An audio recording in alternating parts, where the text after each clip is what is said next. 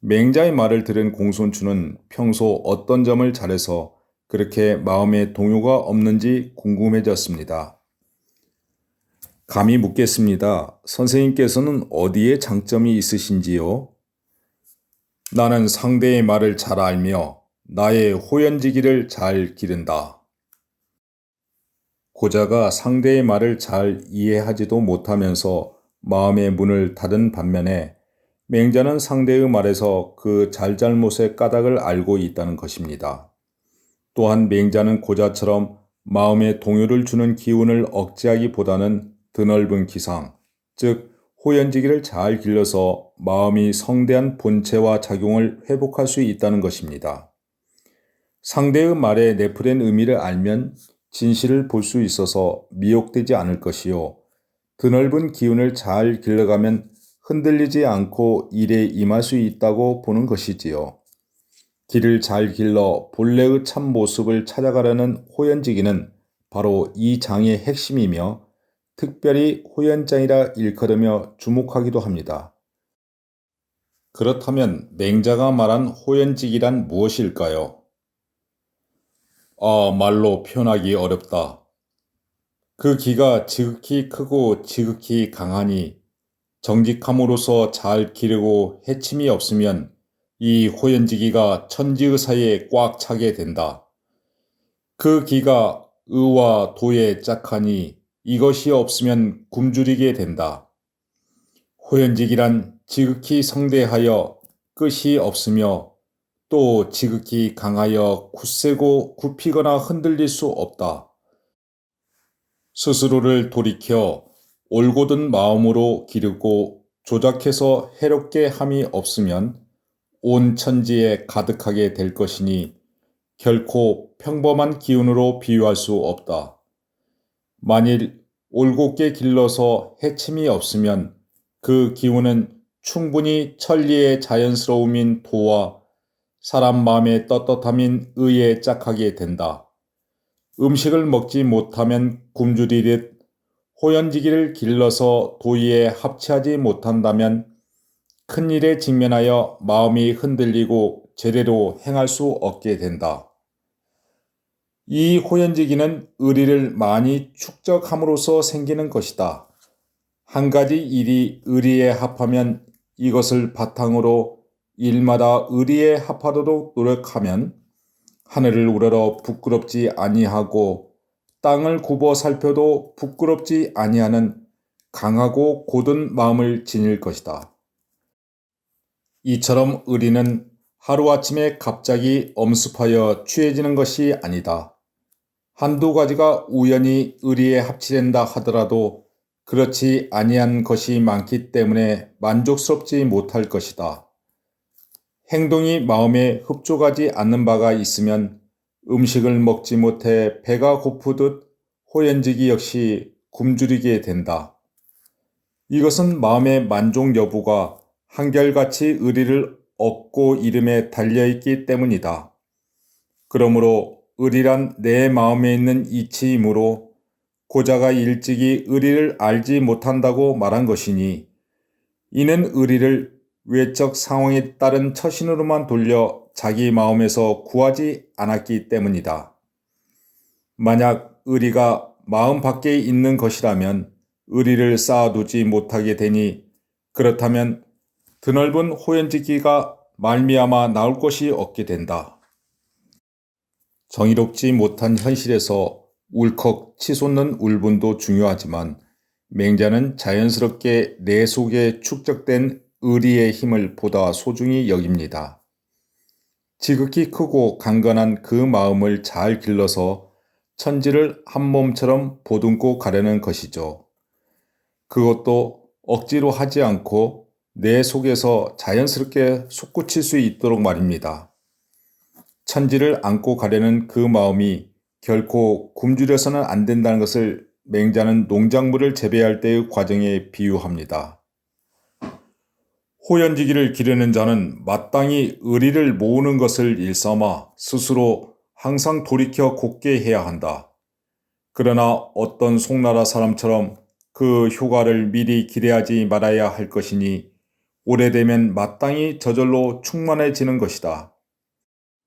송나라 사람은 벼싹이 빨리 자라지 못함을 안타깝게 여겨 어느 날인가 벼이삭을 길게 잡아 뽑아놓은 자가 있었다. 그는 아무것도 모르고 돌아와서 집안 사람들에게 말하기를 오늘 나는 매우 피곤하다. 내가 벼싹이 자라도록 도왔다고 하자 그 아들이 급히 달려가서 보았더니 벼싹은 이미 말라 있었다. 천하에 벼싹이 자라도록 억지로 조장하지 않는 자가 적으니 유익함이 없다 해서 뽑아버리는 자에 비유하면 벼싹을 김매지 않은 자이요. 억지로 조장하는 자는 벼싹을 뽑아놓은 자이다. 이는 유익함이 없을 뿐만 아니라 도리어 해치는 것이다. 맹자는 싹을 뽑아 자라도록 돕는다는 알묘 조장의 가설을 통해 목적만 바라보고 성급히 하다 오히려 일을 망치는 것을 경계하고 있습니다. 잊지도 말고 조장도 없는 자연스러운 숙성의 단계를 보고 싶었던 것이지요. 시간이 걸리더라도 차근차근 호연지기를 길러 을이 그 자체로 충혈된 도덕적 인간의 모습에서 그가 쉽게 마음이 흔들리지 않았던 내공의 힘을 보여줍니다.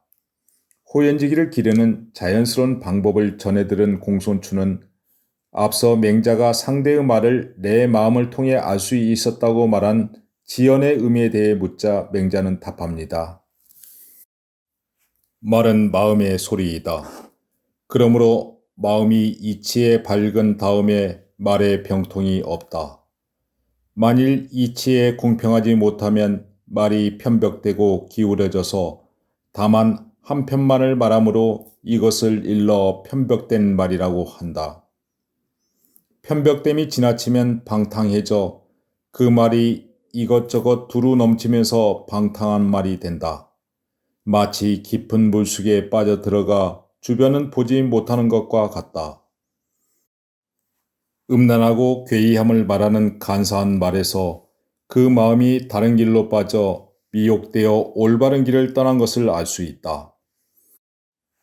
또한 간사함이 지나치면 둘러 말하기 일수인데 도피하는 말로서 공공하고 통하지 못해서 이리저리 흔들리다 도망쳐 왔다는 것을 알았다.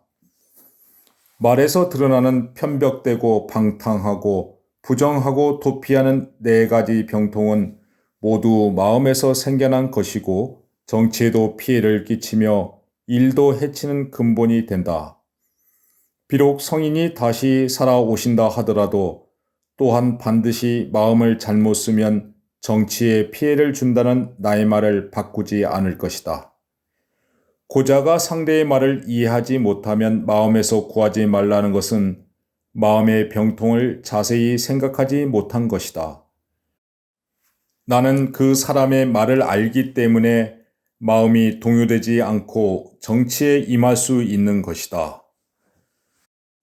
맹자의 거침없이 쏟아지는 달변에서 그가 상대의 말을 알며 자신의 호연지기를 기르기 때문에 흔들림 없이 현실과 마주하고 있었다는 것을 알 수 있습니다.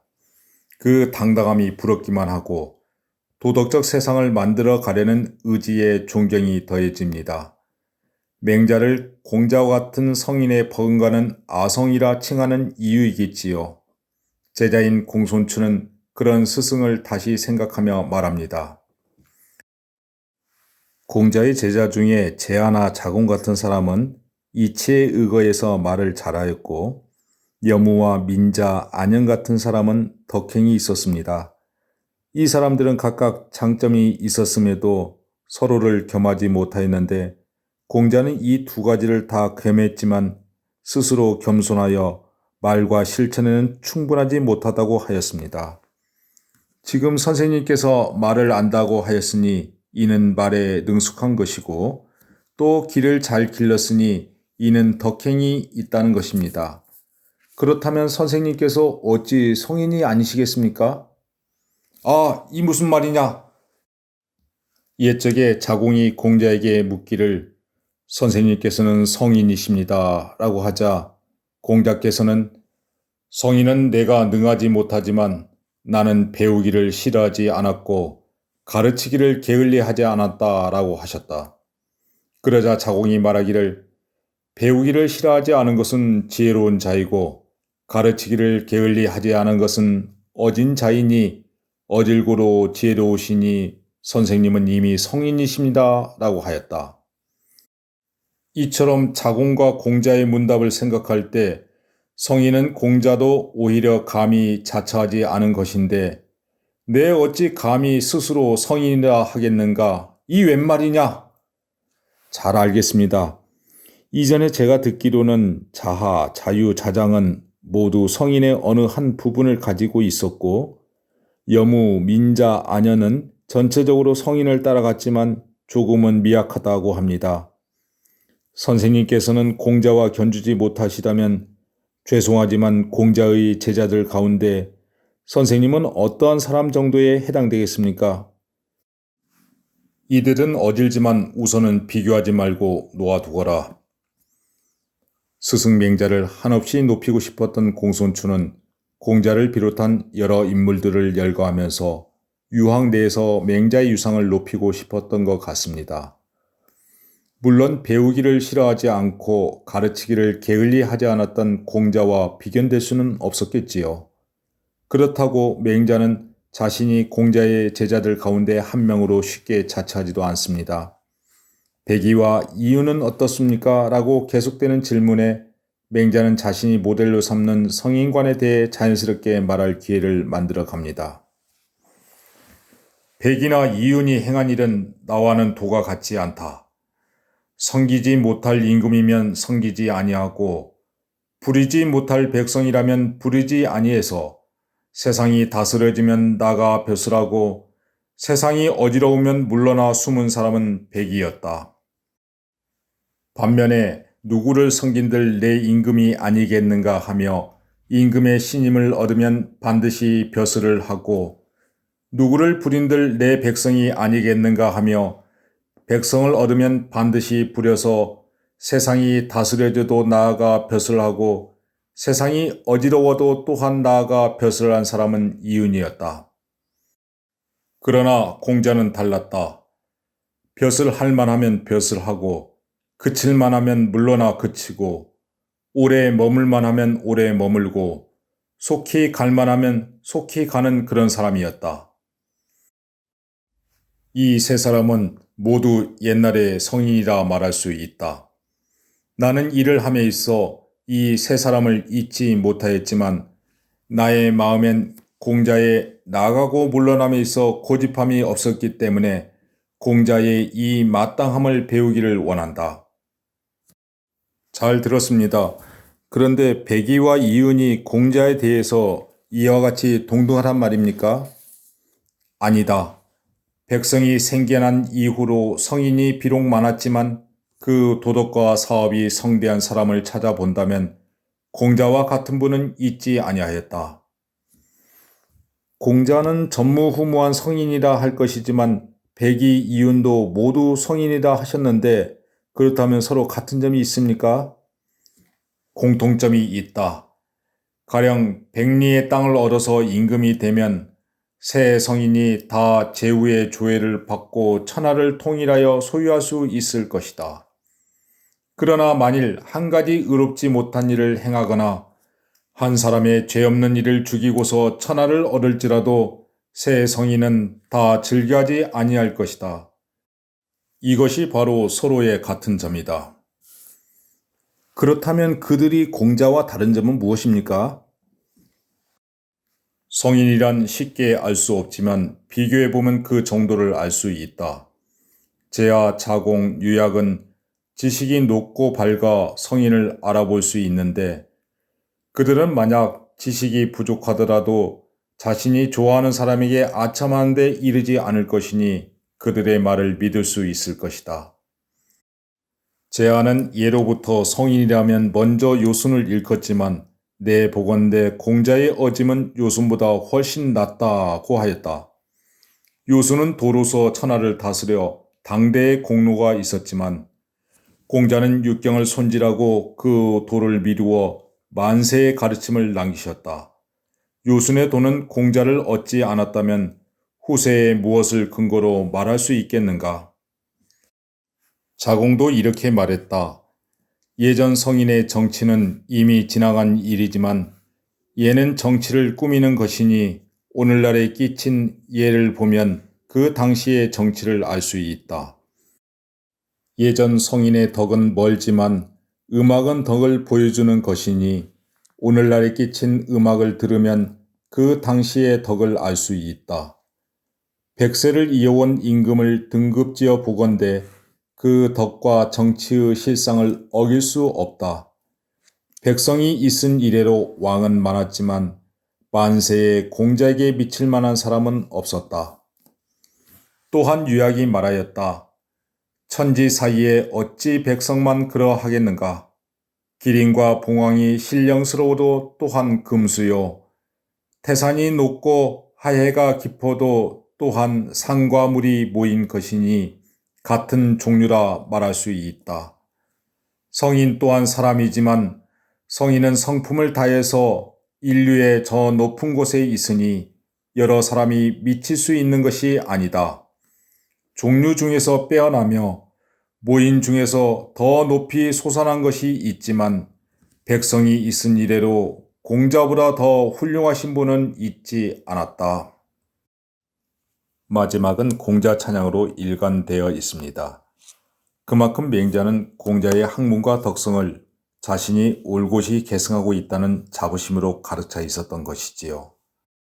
마음이 동요되지 않았다는 것도 도의에 짝하는 호연지기를 기른다는 것도 실상은 모두 공자의 마음을 닮으려 했기 때문입니다. 따라서 맹자는 내 소원은 성인 공자를 배우는 것이라 말합니다. 그리고 호연지기를 기르는 것이 바로 성인 되는 지름길이라 권유하고 있습니다.